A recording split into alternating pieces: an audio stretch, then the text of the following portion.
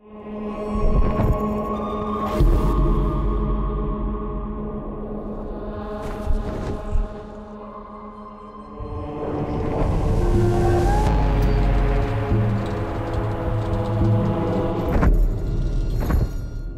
Inferno, there's just nowhere to just hang out. You know, I'm just going to go to the jacuzzi area.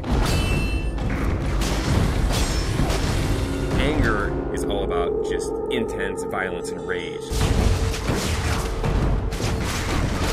Everything in the world is against you. Cutting limbs off, heads are coming off. Boom, boom, boom. Anger is definitely a level that Dante can sort of unleash his fury in.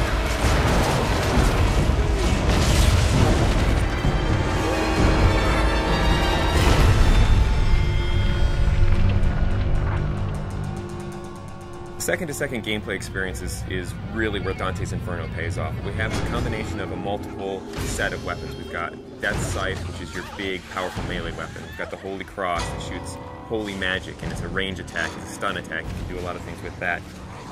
In addition to that, we have magic. You'll have magic powers that are on the righteous side and the unholy side. If you're in trouble and you want to like get out of the way or jump in the air or roll over there, whip out the scythe, blast with the cross, all those things just kind of lead into each other. You don't kind of have to stop, start up something else. The main thing is you have a big ass scythe in your hand. We had like a sword at first. It wasn't feeling right, it just felt small and puny. The scythe's the thing here, that's almost the other character in there. The scythe that Dante uses is actually Death's Scythe. It's dark, it's evil, it's punishing, it's sharp. There's actually a lot of different modes it could go in. It could kind of have this sort of straight spear-like mode. It also has what we call sort of the collapse mode, where it's more like a scythe that's just on his wrist. At the beginning, we're all trying to find different things. We actually bought a scythe, you know, farmers, monthly or whatever. So we bought this scythe. As soon as we got the scythe, it's got the little handles like, no, this ain't gonna work. Sometimes you'll come into work and like you'll go to the kitchen to get coffee and there's just like some guy over there like with a broomstick and looking at himself in the mirror like doing this or going. So not only punishing everyone with that scythe, the other part of the combat is you've got a cross as well. The cross primarily is about stunning, pushing back, holding off enemies to buy yourself time. You know, it never really touches anyone physically. It's more about the power that emanates from it. It's a little bit more about crowd control. I kind of liken it to sort of like the Force in Star Wars. It's really used as a great way to either set up a combo or a way to hold them in place while you then beat the shit out of them with the scythe.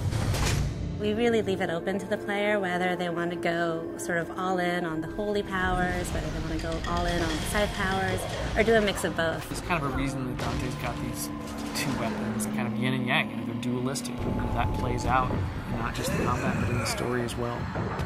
That's the whole personality of Dantes Inferno. The most important thing to us was making sure that the combat felt awesome. One of the big things that we wanted to do in Dantes Inferno is really have the game run at 60 frames per second. 60 feels free, it feels fluid.